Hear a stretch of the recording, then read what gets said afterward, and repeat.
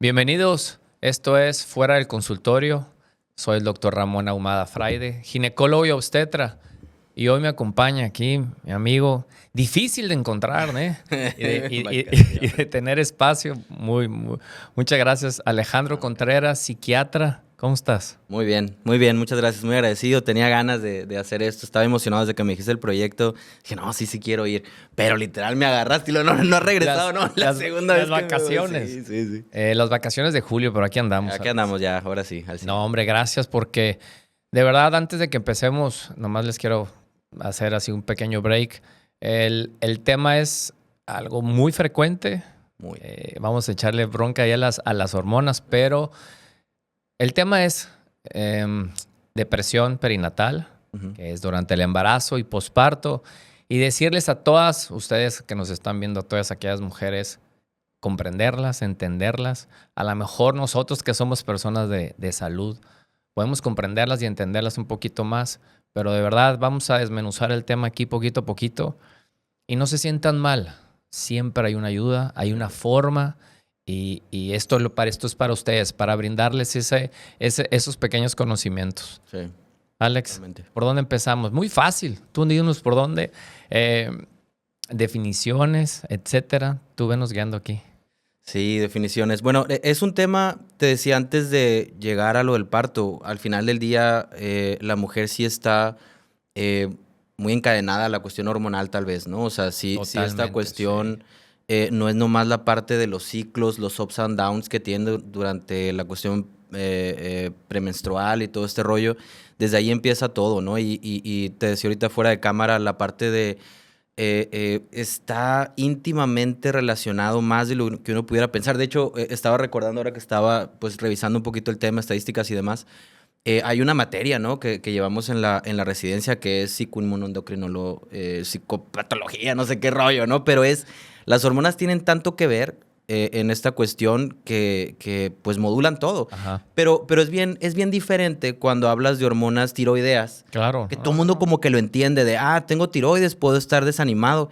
Pero cuando hablas de hormonas ginecológicas, como que no. O sea, como que es de, no, pues es que tengo que aguantar. Pero es normal. Sí. Yo tengo una cuestión que siempre les digo, por ejemplo, cuando les dan en el síndrome premenstrual o en la menstruación que les duele, es vivir con dolor. No es normal. O sea, tener dolor no es normal. Un dolor incapacitante, ¿no? Y ahorita que dices de la cuestión hormonal, es verdad. O sea, yo las entiendo poquito a lo mejor, porque cada media hora cortamos, o si no nos cuelgan en nuestras casas y no las entendemos, y aún así no. Si ustedes o ni ellas mismas se pueden entender cómo fluctúan, si en el día 1, 2, 3 del ciclo hasta el día 28 son otras. Entonces, ahora, si agregamos todo ese cambio hormonal que sucede durante el embarazo y en la resolución que es en el posparto, totalmente. Y en psiquiatría, en salud mental, hay una cosa rara, pues, o sea, normalmente, digo, la formación es médica, ¿no? Entonces, al final del día nosotros abordamos la problemática en base a síntomas, en cuanto a cursos, en cuanto a semiología del síntoma, todo ese rollo. Pero aquí en salud mental tenemos otra partecita, que es parte sota, ¿no? Que involucra mucho el contexto del paciente, y eso es algo que tenemos que también ver mucho. Entonces, no nomás está esa cuestión, sino la expectativa cultural, la expectativa familiar, todo lo que vive la mujer durante el embarazo y durante pues digo, ¿cuánto tiempo no estaba lo de la histeria, no? Que viene del útero, pues. Ajá, entonces, ese rollo por la definición. Sí, ¿no? La definición, de ahí venía, pues, ¿no? Entonces, sí es una cuestión que desgraciadamente Freud lo movió mucho ese asunto, ¿no? De la mujer, o sea, lo centró mucho en, pues es que por ahí está el problema y la mujer entonces tiene por el útero tiene ese problema. Pero es la cuestión hormonal. En el caso del hombre, pues tenemos muy estable nuestros poquitos estrógenos, ¿no? Entonces, generalmente no varía. Nosotros, nuestra bronca va a ser, sí, en la adultez, en la andropausia, pero nosotros nos da por arriba de los 45, 50 años. Sí, no es que ya nos falta poquito. Oye, tú estás más morro que yo. Pero, no vamos a decir, pero sí, no, cualquier cosita. Digo, todavía nos falta, pero no fluctuamos como ellas. Y ellas son algo cíclico. Sí, arriba, abajo. Y hablar ahorita de lo del embarazo es eso, porque todo lo que tú acabas de decir es cuestión hormonal, sí, pero todo lo que conlleva, lo que fluctúa en el antecedente o lo que precede a un embarazo. ¿Por qué? Porque no es la misma el embarazo no deseado, embarazo planeado, adolescencia o edad materna adulta, solteras. O sea, háblanos un poquito. O la batalla para poder salir embarazada. No, los problemas de infertilidad sí es un rollo. Ya lo tocamos por ahí porque es un rollo y es un estrés constante en esa pareja que paradójicamente constante. Luego es lo que no permite que se embaracen. Cuando les dices, ¿sabes qué? Ya no, ya déjate, ya no quiero andar buscando, ya no quiero. Sí. Y salen embarazados. Sí, eso es bien común. Entonces, todo eso en el embarazo es un rollo. Sí. Entonces, háblanos un poquito de los factores. Primero, dijiste ahorita definición, ¿no? Creo que es importante porque hay otra parte, o sea, hay una situación. Digo, hablando de las hormonas, es siempre, durante el embarazo hay un aumento de hormonas, eso tú lo sabes y puedes definir mucho mejor, pero las hormonas están altas todas, ¿no? Más o menos. En principio hay una elevación constante de estrógeno, pero sobre todo la progesterona. Sí, la hormona más importante. Entonces, resulta que la progesterona y el estrógeno son como ansiolíticos y antidepresivos naturales. Entonces, cuando están tan altos, por eso es menos común y menos frecuente la depresión en el embarazo que en el posparto. Sí pasa, definitivamente, pero depende mucho de tipo de receptores y todo esto. Pero la progesterona, sobre todo, está íntimamente ligada con la cuestión de formación de serotonina. Y el estrógeno tiene mucho que ver con GABA. Y GABA... Que, déjenme les digo un paréntesis, la serotonina va a ser bien importante porque imagínense que no están embarazadas, pero la serotonina en las mujeres, bueno... En los pacientes o las pacientes que tienen síndrome depresivo, hay una alteración de los niveles de serotonina. De la función y la disponibilidad, más que nada. Serotonina siempre tenemos, si no tuviéramos, de hecho, lo primero que se lastima es lo gastrointestinal, pero tiene más que ver con receptores que con cantidad, ¿no? Pero resulta que tiene mucho que ver en esta parte con GABA. Entonces, mientras están muy altas las hormonas y en el embarazo, y por eso les digo, también uno de los principales factores de riesgo es datos previos depresivos o antecedentes depresivos o ansiosos antes del embarazo. Y siempre la preocupación es, cuando ya tuvieron un cuadro, es, oye, ¿y si me embarazo me voy a poner mal? Y la cuestión es, la verdad es de que la mayoría no. O sea, la mayoría en el embarazo está muy bien. En teoría están durante el embarazo bien, pero sí es importante que, oye, ya me embaracé una vez y en el embarazo previo me fue de maravilla, pero el problema fue posparto. Claro, entonces, ahí es donde empieza. Esa caída de, creo, 95%, estaba revisando de la caída así drástica. Que ocurre en las primeras horas y se culmina generalmente en las primeras 2 semanas, que es el lapso para darles nosotros el diagnóstico en cuanto a los síntomas que se le presentan a las pacientes, con qué frecuencia, intensidad y cuánto le duran, si es más de 2 semanas o menos.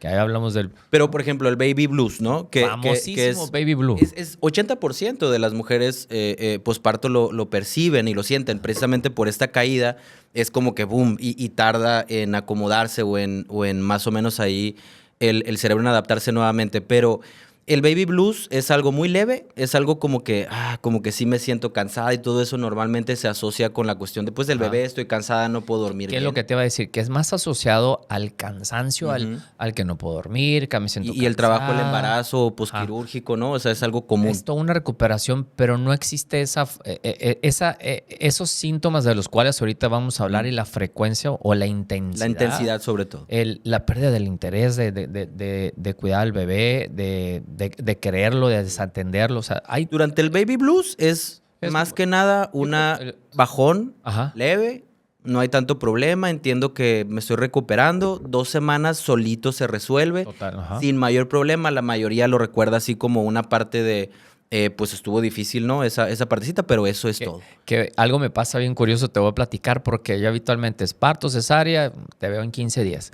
Entonces, cuando me despido ya te damos de alta y les explico toditito lo que les va a pasar, ¿no? Y que es una frustración ahorita que vamos a hablar de la lactancia. Bueno, nos vemos en 15 días, bla, bla, bla, entonces todo es una maravilla, ¿no? Llegan a los 15 días, ojerosas, cansadas. ¿Cómo te va? No, hombre, la lactancia nadie me dijo. No, nadie me contó aquí que en teoría me iba a ir así. Pero el 80% dices, lo sobrepasa. Entonces, ahí hay que prestar la atención. Yo me gusta esos 15 días prestar atención porque sí interrogo es cómo te vas sintiendo y cómo las ves tú. Decís, y poner los focos rojos, que por cierto, para que aquí Molcas tenga consulta, no, hombre, pasan meses, pero embarazadas o puérperas, hay que darles te tengo que agradecer. Gracias sí, porque sí, nos das prioridad a nuestras pacientes. No, pues es que sí es, de hecho es bien importante esas 8 semanas precisamente, es cuando es mejor la evaluación, porque es cuando realmente puedes diferenciar, es algo normal, es algo de estabilidad de las hormonas y demás, o está pasando algo más, ¿no? Exacto. Pero sí la intensidad y la funcionalidad sobre todo, ¿no? O sea, la mamá que está depresiva, la recién mamá, la recién parida, recién que nació el bebé, siente una desconexión con el bebé.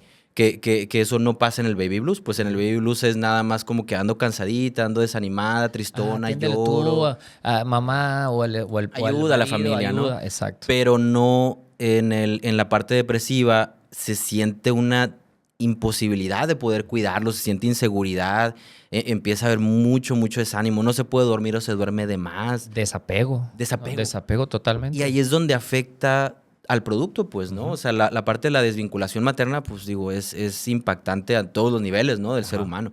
Pero sí es la parte esa de la intensidad, cuando se empieza a vivir ya una cuestión más de no puedo funcionar como mamá, así seas primeriza, así seas el segundo, tercer, cuarto niño, normalmente la mamá siente como que esta cuestión solito se va dando, pues, ¿no? O sea, y con la ayuda de la familia y todo, Sí, claro. es fácil cuidar al bebé, no debería ser un tormento, ¿no?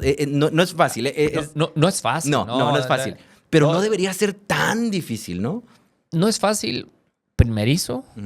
Y yo tengo una regla por ahí, siempre les digo estando embarazadas, si tú creías que el primer embarazo es fácil, o que es difícil, perdón, el segundo embarazo está peor. ¿Más? ¿Por qué? Porque tienes a alguien que estás cuidando, porque tienes a alguien que te tiene a lo mejor 3 años, 4 años desvelándote, bla, bla, bla, bla, entonces se te acumula todo ese estrés. Sí. Entonces ese segundo embarazo es más cansado. Sí, totalmente. O sea, no es porque, oye, tengo 20, tengo 30 o ahora tengo 30 y tantos. No es tanto la edad, sino es que es la fatiga. Sí, ya. Y eso en ciertas mujeres te puede llevar a, no una depresión durante el embarazo, sino hasta hacértelo más cansado, pues, ¿no? Sí, es verdad, o sea, más agobiante. Pero independientemente, el primero y el segundo no debería de ser tan difícil, no se debería sufrir tanto, ¿no? O sea, creo que, digo, sobre todo, y ahí es donde entra la otra parte esa que te digo de la salud mental, o sea, el contexto, pues si es una mamá soltera, si hay dificultades en el matrimonio, o a veces que el padre no es raro, hay cierto desapego durante esa parte, la mamá también se enfoca mucho en el bebé, y el papá pues en trabajar, no sé, en otra cosa, sí. Entonces no hay mucho apoyo o no hay mucha participación en las necesidades del bebé, todo eso afecta, ¿no? Definitivamente. Pero es todo lo que el alrededor de ellos. Sí, el alrededor, ¿no? O sea, alrededor de ellos sí impacta. Sí, mucho. Totalmente en la salud mental. Sí, no, muchísimo. Que eso es siempre lo que uno tiene que valorar y a veces por eso también nos tardamos más, ¿no? Porque no es tan cuadrado el asunto de, tiene este síntoma, vamos a seguirlo. Es, ok, tiene este síntoma, pero ¿de dónde viene? Pues, ¿no? Y tal vez hay la diferencia, porque sí hay también, a pesar de que sí puede ser promovido mucho por lo hormonal, mucho el contexto. Entonces, ¿qué hacer? Vamos, primero la parte de esta, ¿no? Depresión postparto, más de 2 semanas, mucho síntoma depresivo, mucho desánimo, no puedo dormir, no puedo comer, me siento desapegado de mi bebé, no me siento feliz, a pesar de que pues, es un momento de felicidad, ¿no? Que es un momento, yo creo que es uno de los mejores momentos de nuestras vidas. Sí, total. Todos los que somos padres, los que hemos logrado ser padres, gracias a Dios. Híjole. Sí, hermoso. Difícil y cansado, sí. Pero sumamente cansado. Pero no lo sufres. O sea, siempre recuerdas más las etapas o partes bonitas que otra cosa, ¿no? Pues estamos diciendo porque somos hombres, ¿verdad? Sí, a lo mejor para nuestras mujeres que estén viendo, pues, no hizo nada. Te la llevabas en el sillón dormido, si no, tú no te levantabas. No, fíjate que, digo, en lo personal, a mí sí me gustaba involucrarme, me gustaba bañar a las niñas y todo el rollo, ¿no? O sea, es muy bonito. Mientras más partícipe, tenemos doble ganancia para con tus hijos y luego, como decimos, making points. Sí. Si te involucras, ya te puedes ir con los amigos, ¿no? Sí, claro, ya desde como ya se durmió, ahorita venga, sí, cómo no.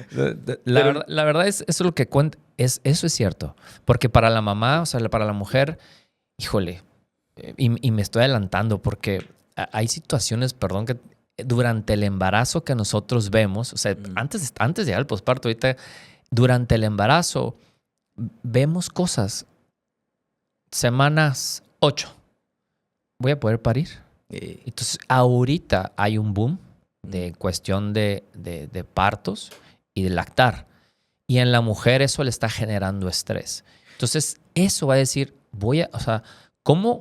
¿qué puedo hacer para que yo en el futuro yo voy a saber si voy a ser buena mamá porque voy a parir o porque voy a lactar? Entonces, de verdad, la pareja está sentado y en semana 20 y a lo mejor ella de verdad no quiere parir, pero el esposo está duro y dale, oye, ¿verdad que si va a ser parte? Entonces, todo se genera un estrés, ¿no?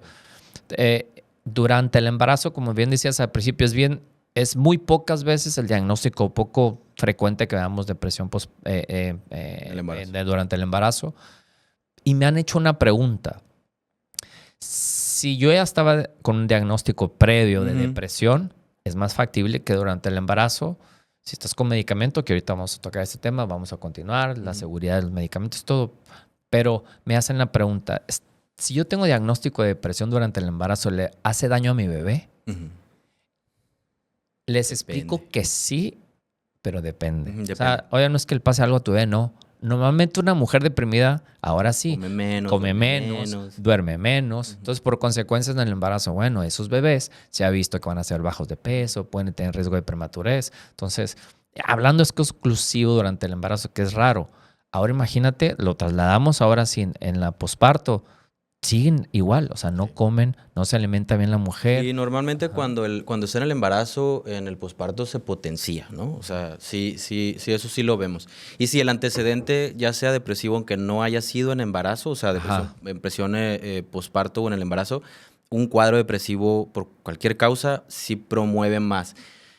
Pero la estadística marca, son creo de 4 a 5 veces más por cuadros depresivos previos y de 6 a 8 veces más por cuadros en el embarazo o posparto previos. ¿No? Entonces sí te da un poquito más. Okay. Pero te digo, cuando la mujer está ahí y dice, oye, pero cuando me embarace me voy a deprimir, probablemente no. O sea, ¿no? Hay que esperar y ver. Pero sí ponerle un foquito rojo en el puerperio, claro, o sea, en el posparto. Sí. Sobre todo en el posparto, porque de verdad...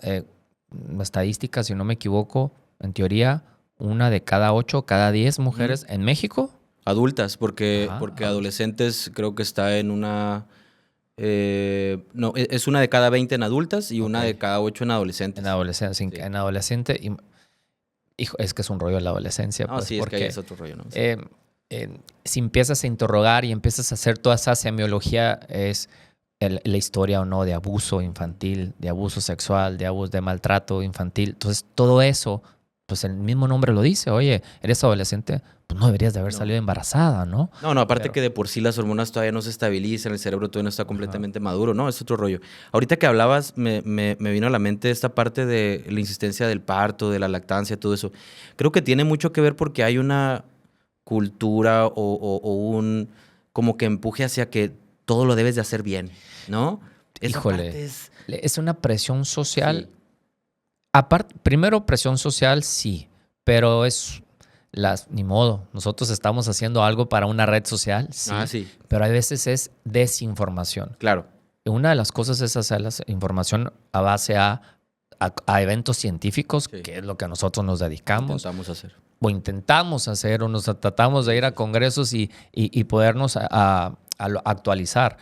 Pero cada vez más hay información errónea donde precisamente o parto o la lactancia. Es lo mejor y lo otro es lo peor. O sea, tiene sus indicaciones, pues, ¿no? O sea, yo no me voy a pelear ahorita, con los que están con todo el rollo del pero es la búsqueda constante de la perfección cuando es innecesario. Pues. Totalmente. O sea, no, ¿cómo para qué? Hay veces que sí se puede y hay veces que no, ¿no? ¿Qué diferencia? ¿Por qué el parto humanizado? Que después vamos a hablar de eso, parto humanizado. ¿Por qué no? ¿Por qué? Latina, me encanta lo de latina. Sí, yo quería que pariera mi mujer latina. Me dijo, ¿estás loco tú? Me dijo, no. A ver, ¿qué tuviste? ¿Parto o cesárea? No, cesárea. Yo también, 2 cesáreas, ¿no? No, pues que le dijeron desde el principio. Mi mujer es bajita, en la calle no nos vamos a complicar. Y no por haber sido cesárea, es la peor mamá del mundo, ¿no? No, para nada. ¿Y dio pecho? Sí, de lactancia. Claro. Un rato.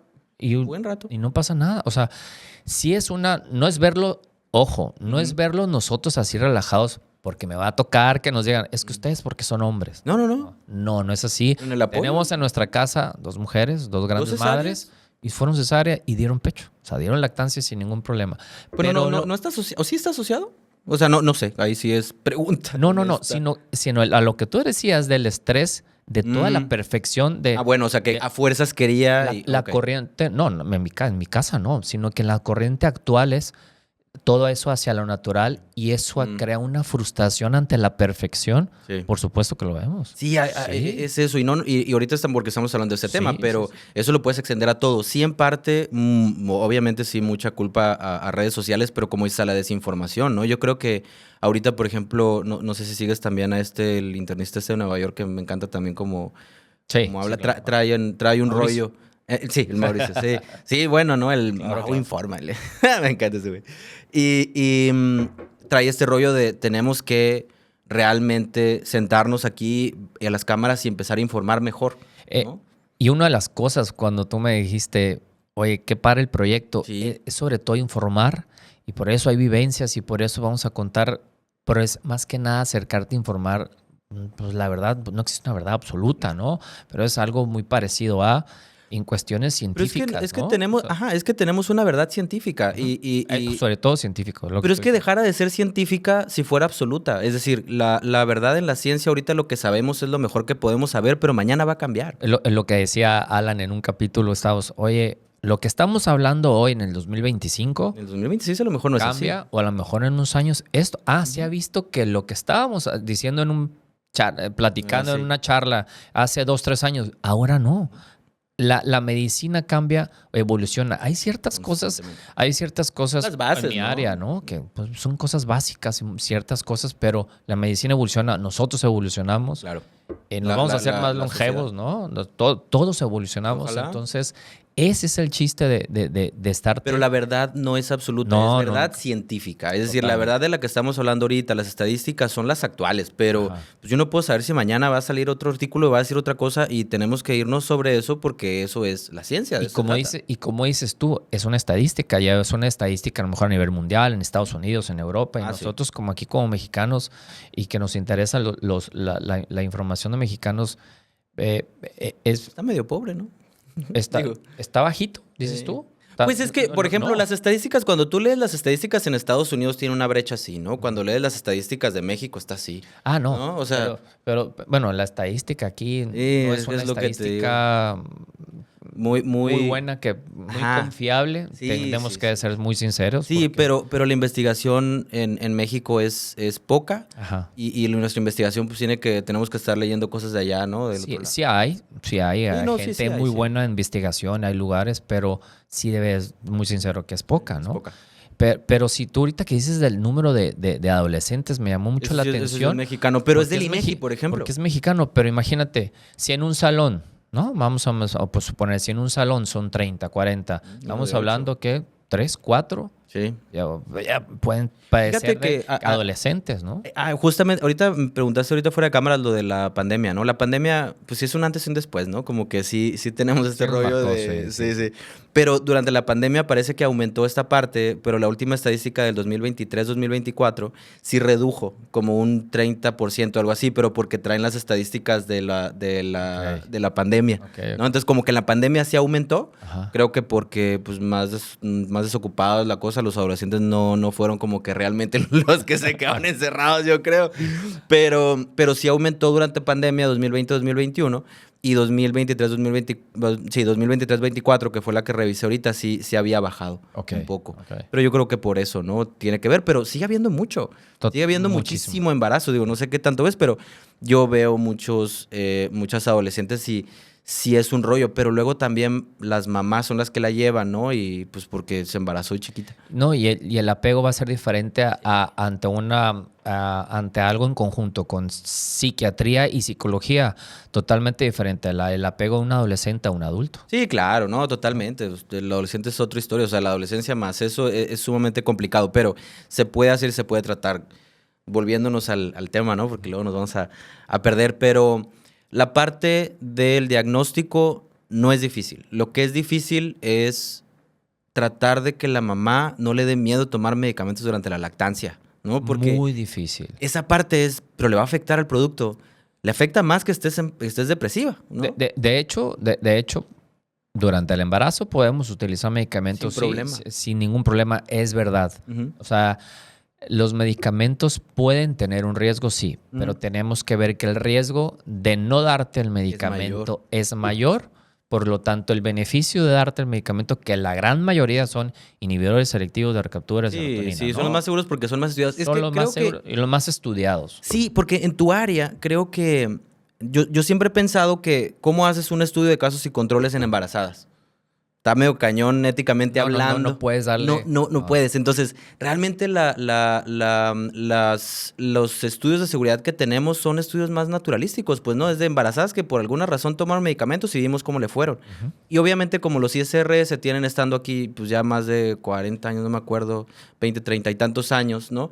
Pues tienen obviamente más estudios que los duales, que otro tipo de antidepresivos, ¿no? Los tricíclicos se demostró que no son seguros, pero tenemos por lo menos 3 o 4 opciones en el embarazo que son perfectamente seguros. Y se pueden utilizar, de verdad. No, se pueden utilizar. De verdad, no tengan miedo. Si alguno de ustedes tomaba medicamento previo al embarazo y ya tienen el diagnóstico, bueno, hay ciertos medicamentos previo al embarazo que sí tienen que hacer un switch. Si son exclusivos, por eso es que les decimos ahí, sí, no, vas a ir con el psiquiatra, te lo van a cambiar y lo podemos utilizar en forma segura.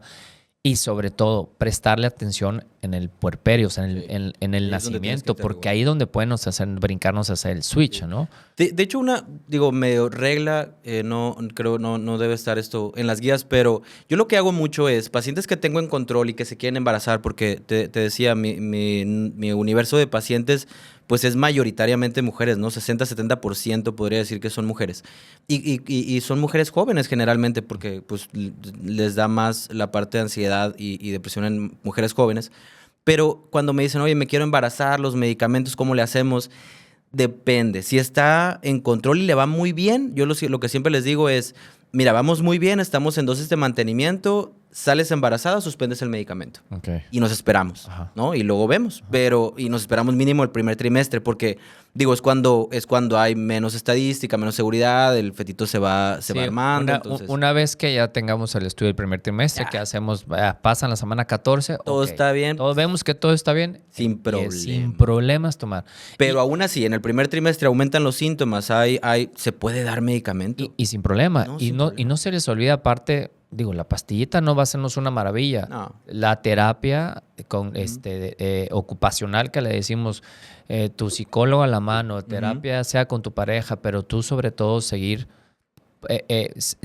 la rutina con tu terapeuta es la rutina es y primordial. Sí, el hecho de no cambiar completamente por el embarazo, puede haber ciertas limitaciones, pero son menores, ¿no? En lo general, siempre es como que estoy embarazada, entonces me recluyo, al contrario, pues no es seguir haciendo tu vida lo más normal posible. Algo importante ahí que yo me enfoco mucho siempre hablo de estilo de vida. Yo soy una persona que a lo mejor si yo estuviera atrás de mi consultorio y no tuviera un estilo de vida saludable, todos tomamos, ¿no? No fumo, pero todos tomamos, pero si no tuviera un estilo de vida saludable y yo hablarles de salud, pues estaría como que raro. Está raro, ¿no? Sí. Pero yo me refiero a estilo de vida con tanto en la alimentación, no es dieta balanceada, pero con el ejercicio. Y algo importante en la mujer durante su embarazo con diagnóstico de depresión y en el posparto o el puerperio, el ejercicio. Toda esta liberación de endorfinas y sustancias o sustancias en el cerebro que te activan, quieras o no, es importante, ¿no? Importantísimo. Es que y siempre es parte de, o sea, yo de las cosas que siempre reviso independientemente del caso, el diagnóstico, lo que sea, es sueño y actividad física, ¿no? Siempre es algo que se tiene que preguntar en mi área a fuerzas. Oye, a ver, hablando de sueño, independientemente de depresión o no,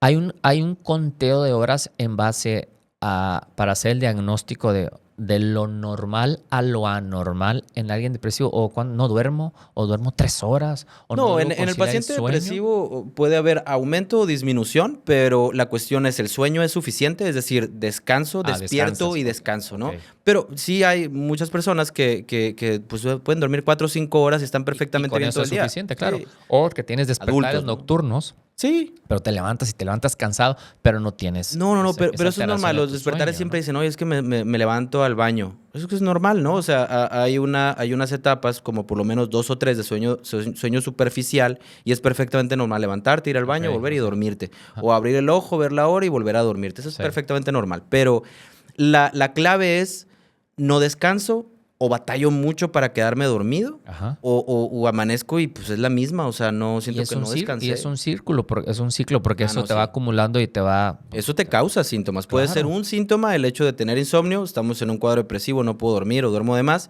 o estoy durmiendo mal y eso me va a llevar eventualmente a un cuadro depresivo. Las personas que trabajan de noche. Digo, no sé cómo te fue a ti, pero a mí el internado... A la madre, o sea, yo bajé, güey, llegué a pesar, mido 1.67, 1.76, 1.78, algo así.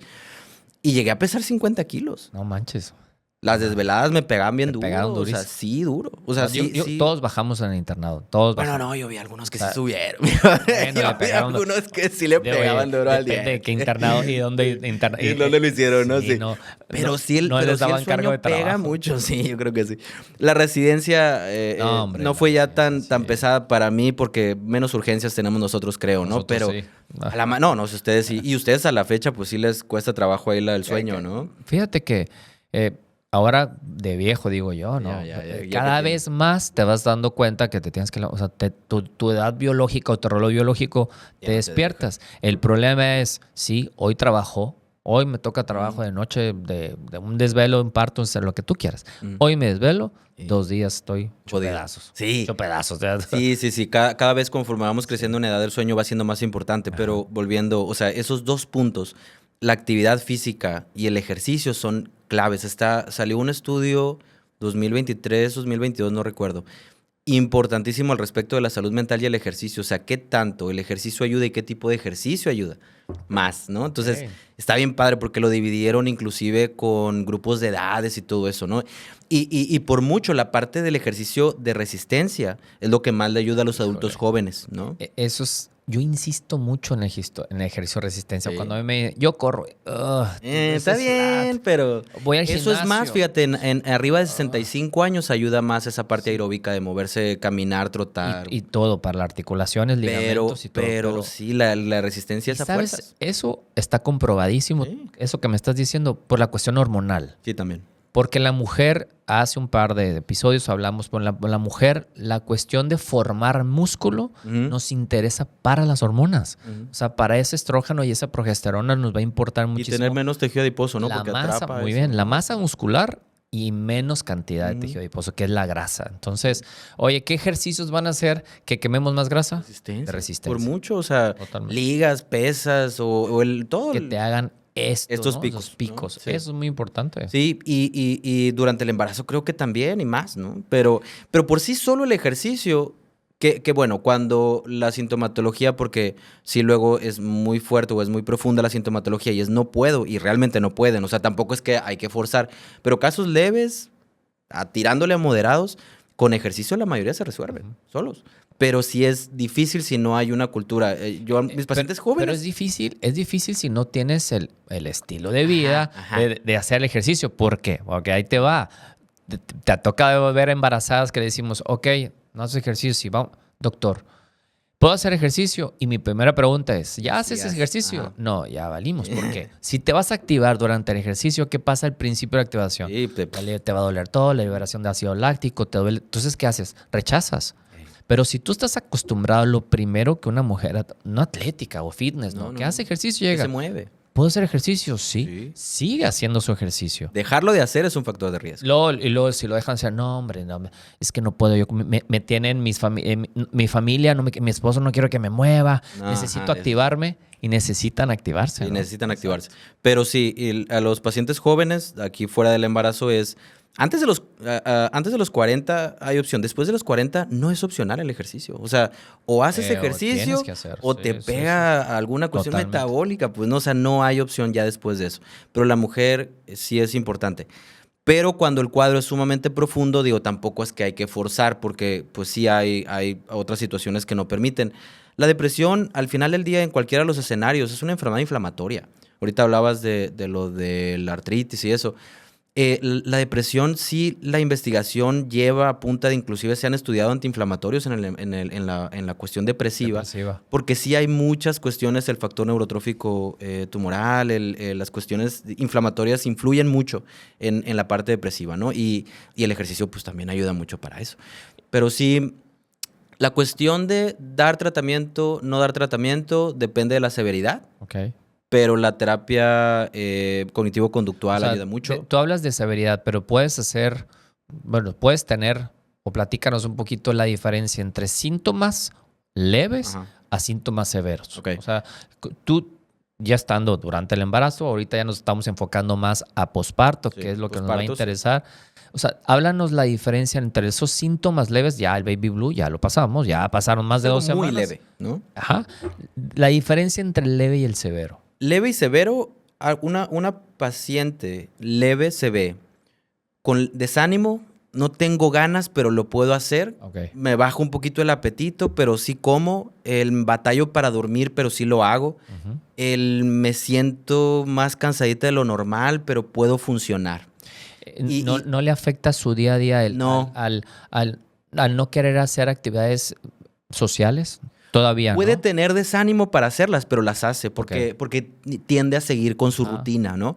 Pero algo leve normalmente no impacta tanto en la funcionalidad. Okay. Cuando ya pasa algo moderado, ya es más difícil o se tiene que esforzar mucho la persona para hacer normalmente las actividades. Y en esas situaciones leves, ¿hay ciertas mujeres que medicas o que se recomienda medicar? Solo si hay antecedentes y si sabes que se va a aumentar la sintomatología. Es decir, si la paciente ya la conoces, que digo ahorita ya gracias a Dios tenemos buen tiempo y pacientes que tengo siguiendo mucho tiempo. Ajá. Entonces, si ya la conoces y sabes que sí puede llegar a una cuestión profunda y está en algo leve, ¿no? Pues no me arriesgo, no la dejo evolucionar. Pero si no la conozco de nada, sí le tienes que dar oportunidad y decir, ok, es algo leve, terapia, esperar. Y te veo en tanto tiempo. Te veo en tanto tiempo. Y lo revisamos. Sí, claro. 1, 2, o si no, solitas te van a decir, oye, solita aumenta mucho. Sí, siempre hay factores de riesgo. Claro. Pero algo leve es difícil pronosticar hacia dónde va a ir, a menos que la conozca se haya tenido cuadros previos. Okay. Pero ya algo moderado, no es necesario esforzarse tanto para hacer o esperar a que se complique más. No, me voy a esperar para darte medicamento por la lactancia. No. ¿Sabes qué? Ahí te va. No, sabes que le va a ayudar y que va a dar beneficio. Moderado, 70% aumenta severo y nada más el 30% retrocede. ¿Cómo para qué vas a jugar? Oye, ¿y para qué me voy a esperar si el medicamento va a empezar a hacer efecto como en la tercera, cuarta semana? Imagínate. Sí, tarda. De aquí a que le empiece a hacer efecto ese medicamento. Eso tiene mucho que ver con los receptores. Ahorita que hablas de la serotonina, el 90% de receptores de serotonina del cuerpo está en tubo digestivo. Entonces, primero damos el medicamento, abarca tubo digestivo, de aquí a que llega cerebro. Tarda. Ahí es algo bien importante que ahorita que hablaste al principio de eso por eso digo estilo de vida. Cuando me han preguntado de prebióticos y probióticos, el estilo porque también, lo siento, es importantísimo qué comes.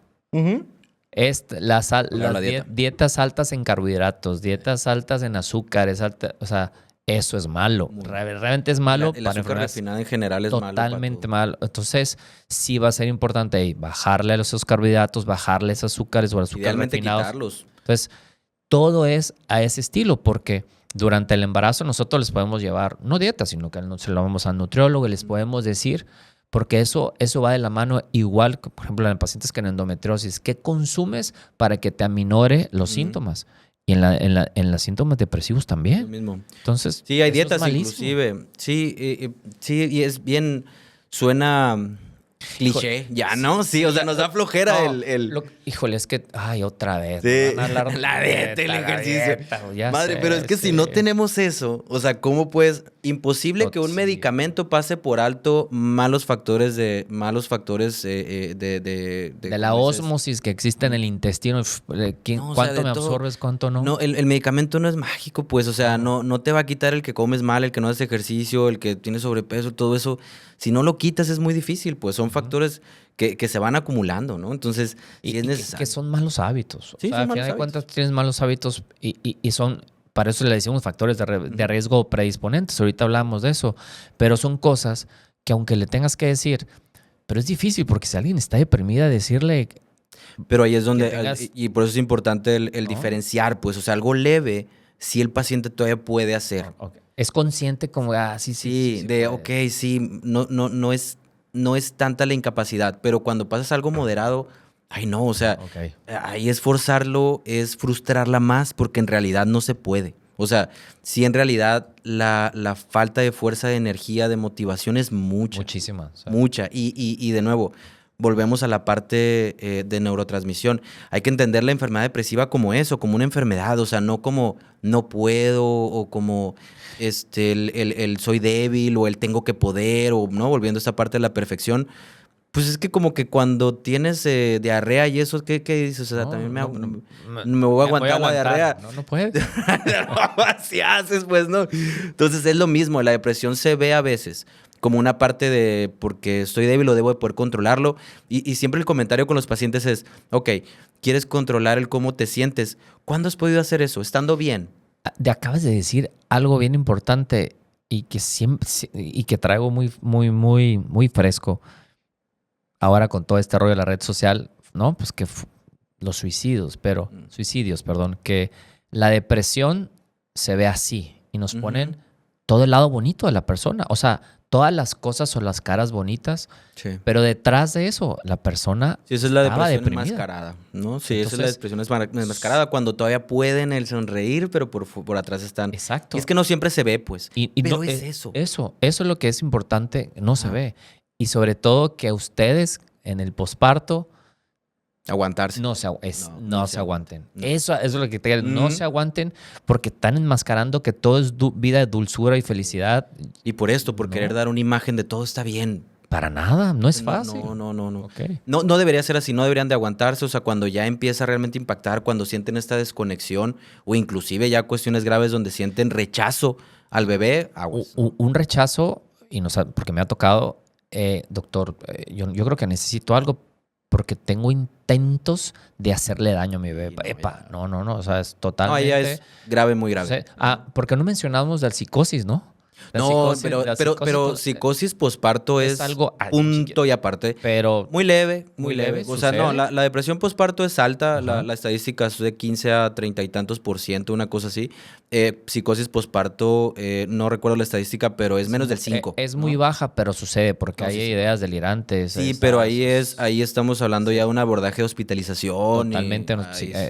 Terapia psiquiátrica, internamientos, bla, bla. No, ahí sí está más complicado. Sí sucede. Pero no es frecuente. Hace mucho no veo un cuadro así, de hecho. No te ha tocado. Es que yo no estoy en institución, en hospital psiquiátrico a lo mejor se ve mucho, pero en la priva es raro, ¿no? Y como no son casos que puedas manejar ambulatoriamente, pues no les da seguimiento. No, ya esos son palabras mayores, son casos muy complicados. ¿Cuánto tiempo tú, no es que tú le des, va a ser diferente el moderado y el severo, ¿cuánto tiempo puedes dar a alguien que ya sabes que está con medicamento durante el embarazo, que sabes que a lo mejor se lo vas a modificar en el posparto? ¿Cuánto tiempo es lo habitual que tú digas? Me ha tocado que a lo mejor del 6º mes, del 8º mes, ya mejor se los quito. ¿Cuánto tiempo es el promedio que una mujer puede estar con medicamento? Cuando empiezas tratamiento en el embarazo, mejor no se lo quitas. Porque si está con datos depresivos en el embarazo... En el posparto muy probablemente. Y a lo mejor se lo subes. O sea, le incrementas la dosis. Sí. Y si ya estando en el embarazo no le pasó absolutamente nada, completamente normal, en el posparto sí das medicamento. Sí. ¿Cuánto tiempo te dura? Más o menos. Mínimo. Ves que hay un mínimo, ¿no? O sea, puede haber un máximo, pero mínimo tienes que dar tratamiento 6 meses. Porque... no se desesperen, No. Son tratamientos largos porque tienes que reorganizar circuitos, tienes que esperarte. Pues el puerperio, ¿cuánto dura? ¿Un año? Hablar de definición, pues puerperio tardío se acaba en los 40 días y se acabó, ¿no? El tardío, pero puerperio, o sea, ¿cuánto tiempo? Más bien la pregunta es, ¿cuánto tiempo tarda la mujer en recuperar completamente la homeostasis que tenía previa al embarazo? Realmente 3 meses. O sea, realmente tú dices 3 meses ya eres.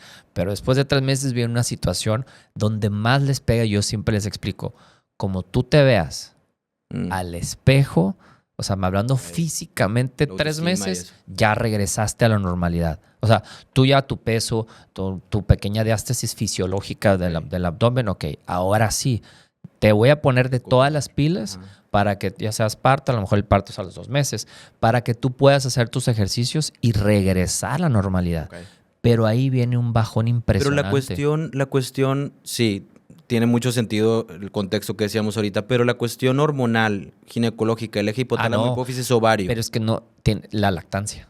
Ok. Es que la lactancia se involucra muchísimo. Okay. Entonces, ¿qué te dicen? Oye, ¿cuánto tiempo voy a dar pecho? Entonces se les olvida que la lactancia nos va a elevar la producción de prolactina. Entonces, eso es una alteración. La mujer existe en algunas hasta disminución de la libido. El estrógeno y la progesterona están desequilibradas. Resequedad vaginal. Entonces, cuando todo eso que tú tienes depende que ver mucho de la lactancia. Ok. Exacto. Pero sí es esa parte. Pero como regla general, cuando hablas de depresión, un tiempo mínimo de tratamiento de 6 meses es casi la regla.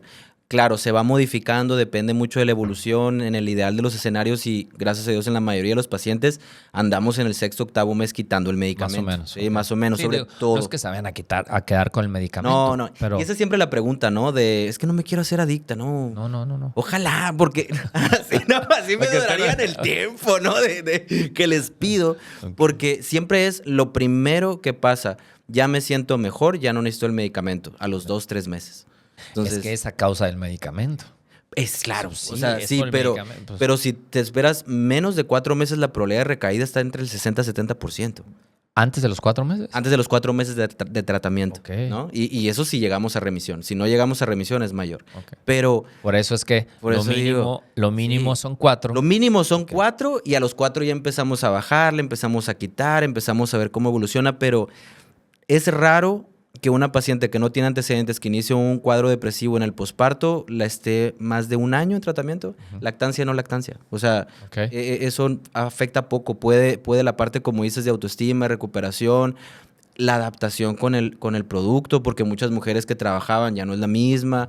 Se reacomoda toda la familia. Es toda una cuestión ahí. Es toda una cuestión porque sí lo vemos, de verdad sí lo vemos. Esa adaptación porque tenías uno. ¿no? Ya los dos tenías uno.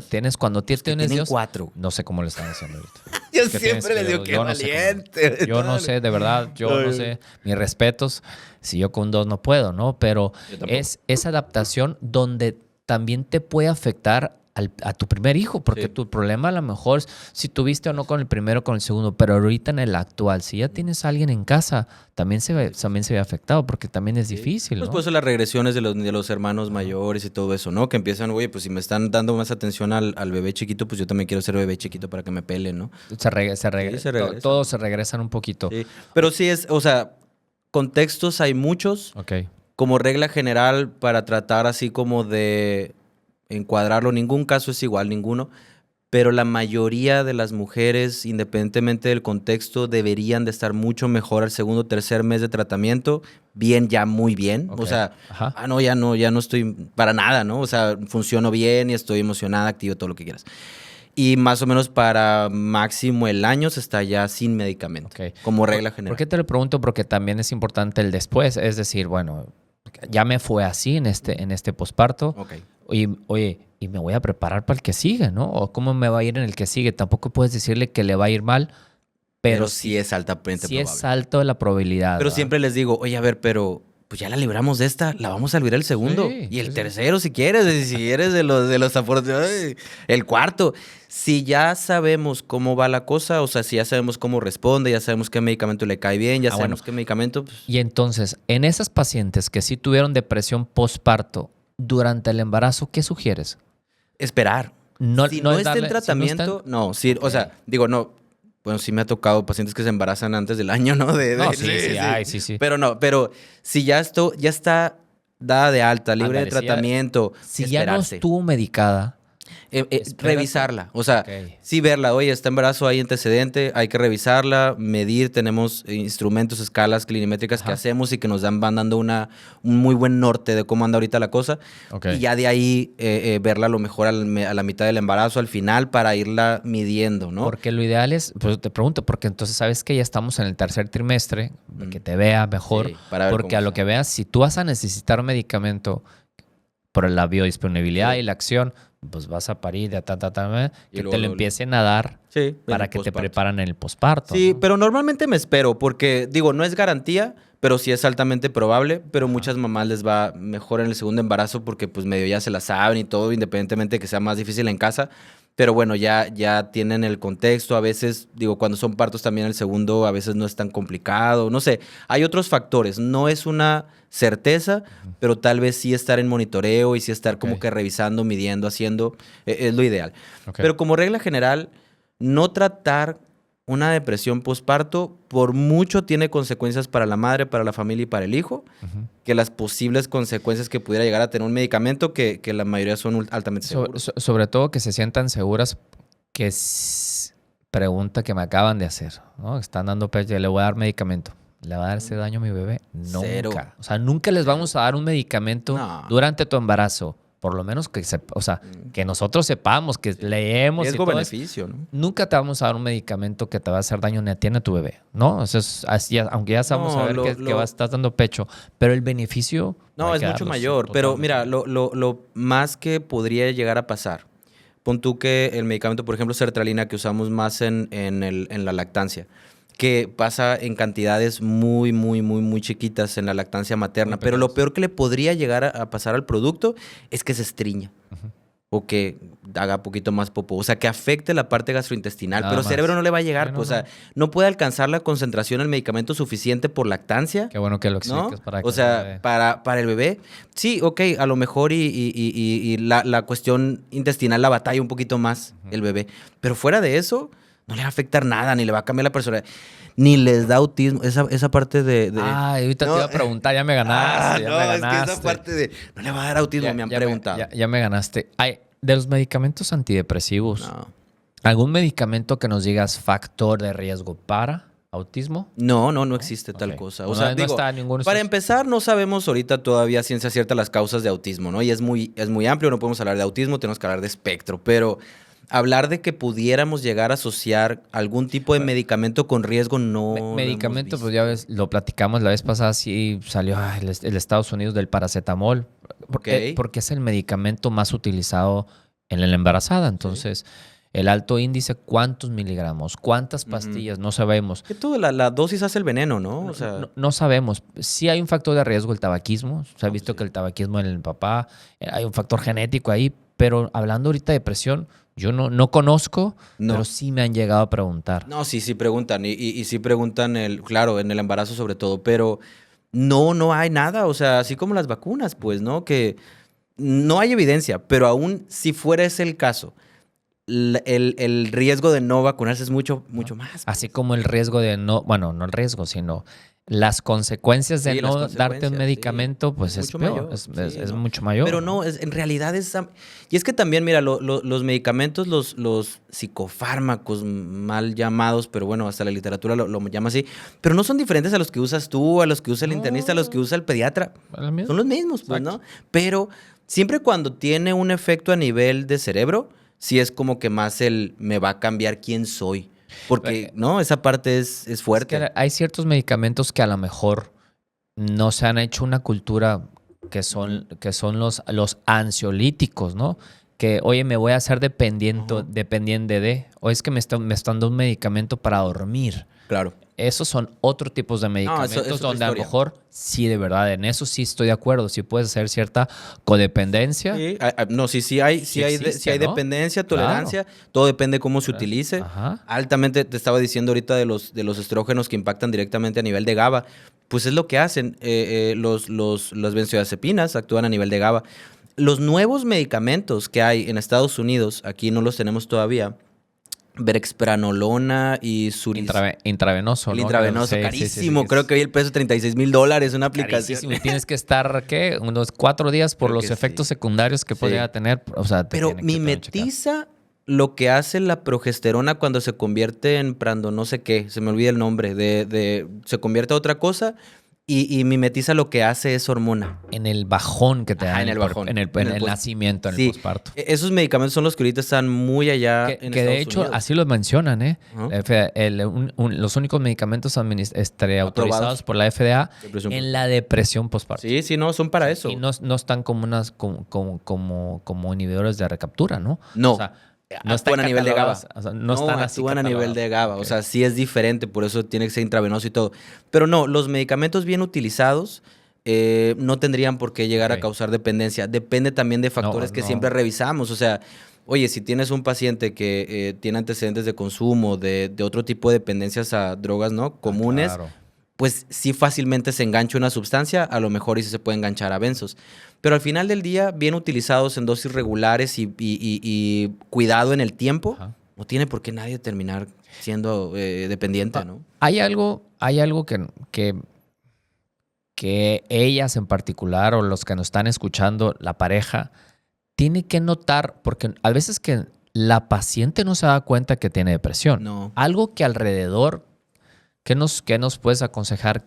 Muy buena pregunta. Que les den esos focos rojos, es decir, yo como papá, yo estoy viendo que mi esposa, que mi pareja, algo, la mamá, yo veo que, y comentarlo con quién. ¿Tú qué aconsejas y qué esos focos rojos pueden tener? O a la familia, sí. Ajá. Muy buena pregunta. Claro que quien mejor conoce a la paciente es la familia.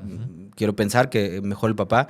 Obviamente va a haber cambios en el posparto. Obviamente sí es más enfocado al bebé y todo eso. Totalmente, pero si hay un cambio importante en la personalidad, en la motivación, en la emoción, en los planes que se habían hecho para cuando el bebé naciera, si la ven altamente insegura, si la ven muy, muy cambiada, pues hay que preguntar, ¿no? Oye, ¿qué está pasando? ¿Cómo te estás sintiendo? ¿Qué está pasando? O sea, si ves que le da mucho miedo y normalmente no era una persona ansiosa o algo así, le da mucho miedo agarrar el bebé, cosas así. A lo mejor las primerizas, que para eso, gracias a Dios, las suegras, ¿no? Por ejemplo, en mi caso. Te ayuda, te echan la mano, como claro. no, o sea, son una bendición. Sí, pero bueno, si no tienen eso, a lo mejor en primerizas, pero si hay un cambio muy importante, ¿no? En cómo era la persona antes y cómo es ahorita, pues hay que preguntar. Hay que observar. Porque es lo que decíamos, pues, o sea, la persona va a decir, oye, es que me siento muy triste. De hecho, no llegan por eso. O sea, llegan porque no puedo dormir, ¿no? A pesar de cuando duerme el bebé, que es cuando deberían de dormir. Sí, no llegan porque estoy muy triste. Llegan porque no puedo dormir y descansar y siento que no estoy disfrutando al bebé. Ok. ¿No? Entonces, esas son las principales causales. Es las principales o cuando síntomas los mandas que tú, te dicen. ¿no? O sea, sí, no. es o cuando eso, tú lo ves, pues no, sí. Okay. Sí, por eso te lo preguntaba, porque es importante el trabajo en equipo. Yo siempre digo el trabajo en equipo. Pero hay veces en que, ni modo, tengo que decirlo, es que tú me ves así, yo me siento bien. Porque claro. se pueden, como te puedo. No, por eso hay que preguntar. Poner. Bueno, yo no agarrar y llevarla, ¿no? No, voy a hacer esto. A ver, arréglala. No. Porque lo observas y lo ves, ¿no? Cosa que después nos vamos a chutar totalmente un mundo en la perimenopausia. Eso es, Dios mío, mi vida, porque lo estamos viviendo. También tiene que ver, ojo, también tiene que ver con hormonas. Sí. Ahorita pues, que estabas hablando de todo tiene que ver con hormonas. Sí. También tiene que ver en el famoso síndrome premenstrual. También tiene que ver con hormonas. Y por eso la habilidad emocional. Sí. Entonces, no, y todos los cambios que presentan, sí es difícil, ¿no? No, yo creo que sí es otro tema. Pero claro, los mecanismos por los que se produce todo este rollo tienen mucho que ver con eso. Todo. El contexto es otro, pero al final del día como que la base es esa, pues, ¿no? O sea, porque la predisposición genética, la parte del tipo de receptores que tienen a nivel de serotonina, de dopamina, todo esto, pues son los mismos, ¿no? A través de la vida. Entonces, nada más la etapa es otra, pero también esa caída tan abrupta en el climaterio. Y no sé, digo, yo siempre los mando cuando es eso, pues es que tu ginecólogo te tiene que hacer algo ahí con las hormonas, si no le puedo ganar, pues, ¿no? O sea, No puedes vivir o ser el tratamiento con una pastilla. Todo es un equipo multidisciplinario. Igual aquí. Aquí tenemos que hacer, o sea, un equipo. Sí. A veces que en el posparto nosotros nada más las vamos a ver 1, 2, a lo mejor 3 veces, dependiendo de si hay parto cesárea. Pero la chamba, pues la tienes tú. Ya después es esa. Y la tienes tú y la tienes en casa, la tiene el psicólogo. Sí, es muy multidisciplinario, pero sí es muy importante. Todo es un equipo. O sea, lo que tú haces siempre, yo lo que veo, porque digo, sí, muchos pacientes me mandas tú, pero hay otros ginecólogos que también me mandan, pero particularmente cuando me mandan contigo, o sea, cuando vienen de contigo, vienen bien convencidas. O sea, no, vienen, sí, de verdad, o sea, vienen como que ya hiciste esa chamba de decirle, no, es que esto no es normal, tienes que hacer esto. Ya vienen, es que me mandó ahumada, que estoy así y que tengo que hacer algo.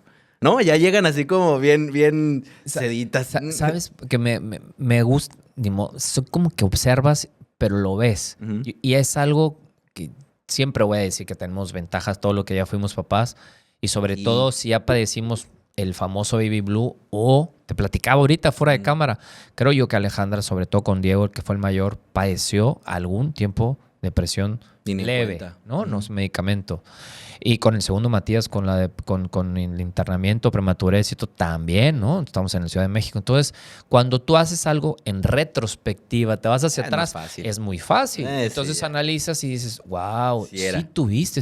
Entonces, ahora con mis pacientes ves ciertos rasgos y sabes qué, no, hombre, vas a la otra casilla. Sí. Para resumirnos aquí y que entiendan un poquito, síntomas. Existen esos factores de riesgo, siempre hablo de factores de riesgo y factores de riesgo, es todo lo que te rodea, lo que vives, lo que estás padeciendo, así sea una situación social, económica, de pareja, todo eso te va a llevar a. Claro. Y tenemos esos factores de riesgo. El factor de riesgo principal, vamos a hablar específicamente de depresión postparto. El principal es cuadros previos, sobre todo en embarazos previos, o embarazos, síndromes depresivos previos, ¿no? Ese es el principal. Luego de ahí se va la cuestión de edad, la cuestión de educación, sí es importante. Sí es importante, sí. La cuestión de antecedentes de abuso también es importante porque sí impacta mucho ahí. Creo que son de los principales. Esos son los principales porque el antecedente de haber tenido abuso infantil se eleva arriba del 60% en la depresión postparto. Mucho. Esa parte sí, y generalmente es algo que la mujer tiende a cubrir o no hablar mucho. No hablarlo y por una consecuencia sale todo por las hormonas, se disparan y eso te nos sirve. Eso en la mujer. Y luego en los factores externos, lo que está alrededor de la mujer, una madre soltera obviamente tiene mayor probabilidad, la falta de apoyo, un embarazo no deseado. No planeado. No planeado, o la multiparidad también, o sea, como cuando... ya, ¿no? Sí, ya el quinto sexto yo creo que ya no cae muy bien. Sí, debe estar muy complicado. Embarazos gemelares múltiples también. Gemelares, claro. También, sí. Yo tengo una paciente particularmente, cuando si lo ve esto vas a ver quién es, porque siempre les digo, triates. Acabamos de tener unos triates. Hijo, y hace mucho la mamá va conmigo, no tiene nada que ver con el embarazo y la depresión, pero va constantemente conmigo, le digo, es que van a crecer, espérame, pues, no, o sea, dame chance. Y te va a ir peor, o sea, pero para eso es la terapia. Y claro, eso es el medicamento. Pero sí, es muy difícil, o sea, gemelares y luego, no me imagino, sí es sumamente complicado el cómo se volca la vida completamente hacia eso, pues, ¿no? O sea, hacia atender a los niños y todo eso, es sumamente difícil el cambio, el giro que da, sobre todo si no estabas muy preparado, no tienes la suficiente madurez o el suficiente apoyo, yo creo que es más difícil. Totalmente.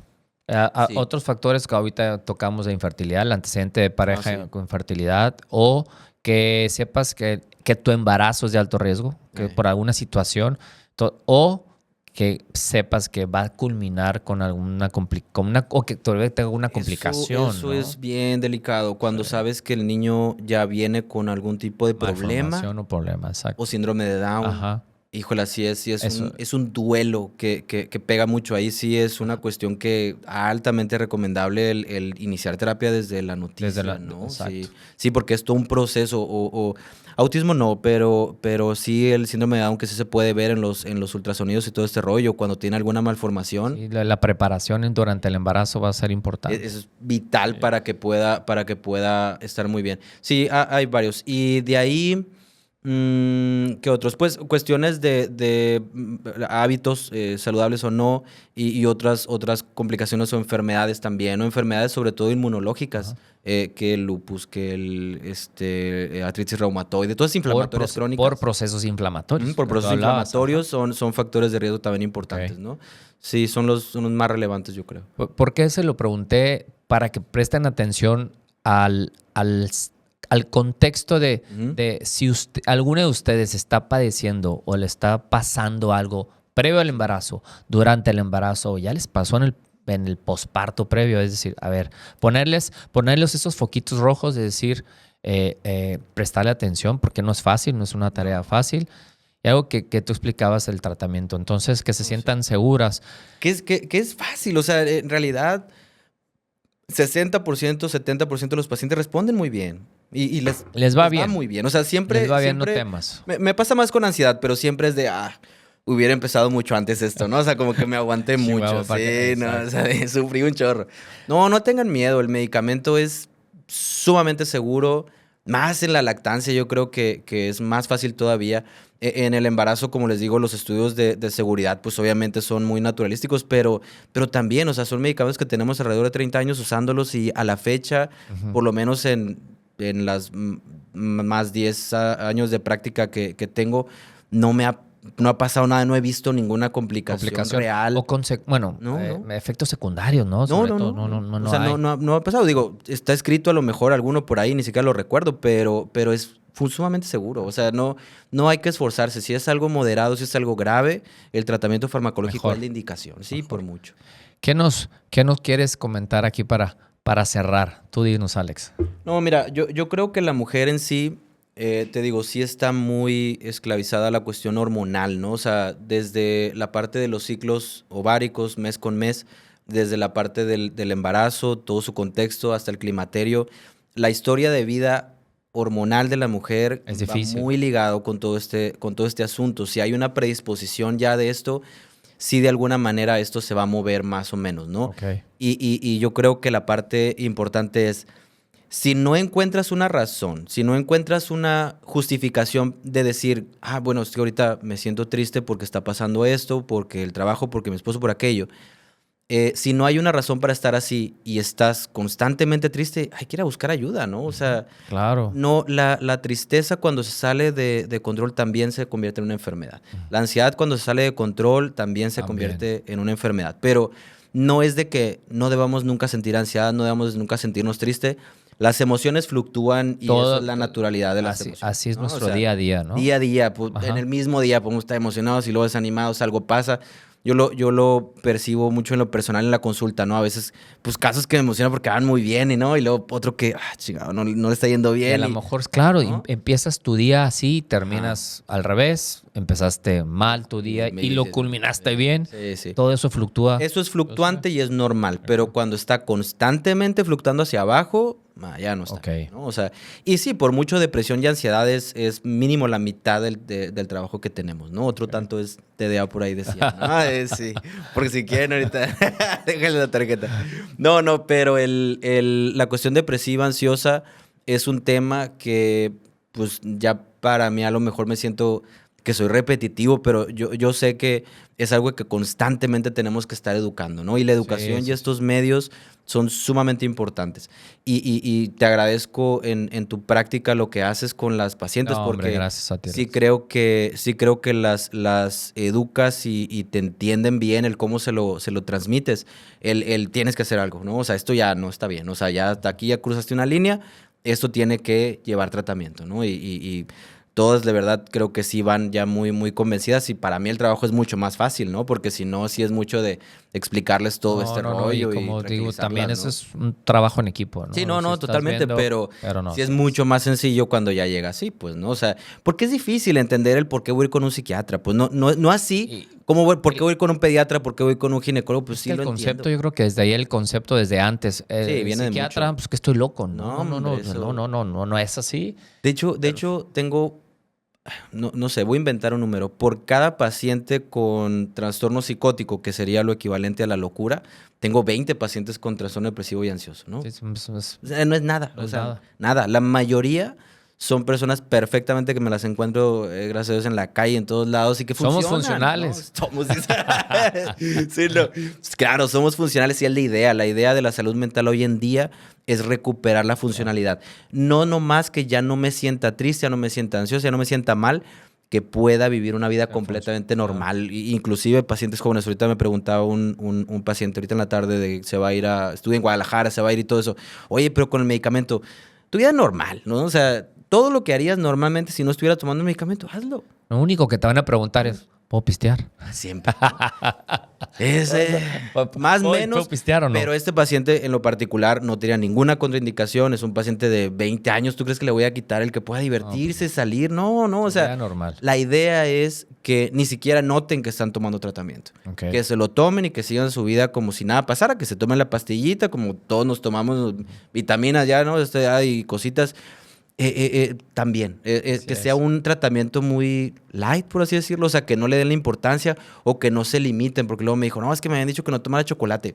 Pues por otras razones, ¿no? Pero te gusta el chocolate, pues date, o sea, no tiene por qué eso ser un impedimento. Se puede hacer lo que sea un buen tratamiento, debería ser, o por lo menos lo ideal, no bueno, porque a veces no se puede. Un ideal es el paciente que se toma el medicamento, ni se da cuenta que se lo toma y vive una vida normal, el tiempo que se lo tenga que tomar. Ese es el chiste. Esa es la idea, ¿no? Esa es la idea. Pero que no tengan miedo a acercarse, no conmigo, con cualquier psiquiatra, cualquier profesional de la salud mental. Pues es lo que hacemos y vemos todo el tiempo, ¿no? Luego está esta parte de, pues es que es muy privado. Pues es que es lo que escucho todos los días, ¿no? O sea, no tengas miedo. ¿No? Yo sí les quisiera decir que, primero que nada, no están solas. No. O sea, no están solas, no es fácil. No. Si ya te diste cuenta o alguien te mencionó algo, tu amiga, tu comadre, tu mamá, tu pareja, si ya te mencionó algo y tú tienes algunos foquitos rojos, acércate. O sea, dilo, habla, acércate, hay tratamiento. Claro. No te va a pasar nada ni a ti ni a tu bebé. Queremos dejar atrás esta parte de que sean 3 años lo que tardan en ir a buscar ayuda, ¿no? Y ya no estamos a la antigüita, ¿no? No, es que tómate este té, es que solita puedes, es que peor, tienes que descansar, tienes que... No, la verdad no buscamos eso. Lo que buscamos es identificar, esto es para ustedes que identifiquen, existe y es un duelo. Sí. Es el saber que tengo un problema a vivir mental es un duelo. Un duelo. Sí, es un duelo. Entonces, no porque estés deprimida vas a estar toda la vida deprimida. No. Hablando de depresión postparto, es un momento. Sí, es un proceso. Aprender a vivir ese momento, aprender a vivir ese proceso, se puede hacer con medicamento. Fácil. No teman. De verdad que les va a ir requete bien y van a estar... Pues tú ves a los pacientes luego, ¿no? Y van a estar listos para el segundo, para el tercero. Lo vuelven, es lo que es del sigo. Ya se te olvidó cómo te fue el primero, ¿no? Ya no te acuerdas. Ahí sí, de nomás te acuerdas de lo bueno. No, está bien. Ese es el chiste. Sí. Alex. Totalmente. Yo te quiero agradecer. No, encantado. Verdad, no, Marchi, ya se acabó. No, te lo quiero decir. Ya nos pasamos, pero de todas maneras, gracias porque... Sí. No, de verdad, gracias por estar acá. Sé que tienes mucha chamba y gracias por atender a mis pacientes. Sí, Oye, y darles ese espacio. Así que si por ahí dicen, no hay consulta en tantas semanas, te van a dar espacio. ¿no? Te van a dar. Embarazadas, sí. Posparto, creo que sí es rápido lo que se tiene que hacer y sí trato de buscar que gracias a Dios la agenda siempre está llena, pero sí hay que tratar de encontrar un espacio porque mientras más rápido les va mucho mejor. No, hombre, ¿no? Gracias por estar acá. No, gracias por escuchar y cualquier duda y todo eso, ahí pones mis datos, mi correo, ¿no? Ahí les pasamos todos los datos y ahí nos chutamos el de menopausia. Sí, luego, ¿no? Sí, menopausia. Bueno. Sí, es todo un tema. Sí, claro, encantado yo de venir y me encanta y me saco un poquito de la rutina este rollo, ¿no? De venir hombre, para acá, gracias y un gusto tenerte acá. Igual. Esto fue Fuera del Consultorio.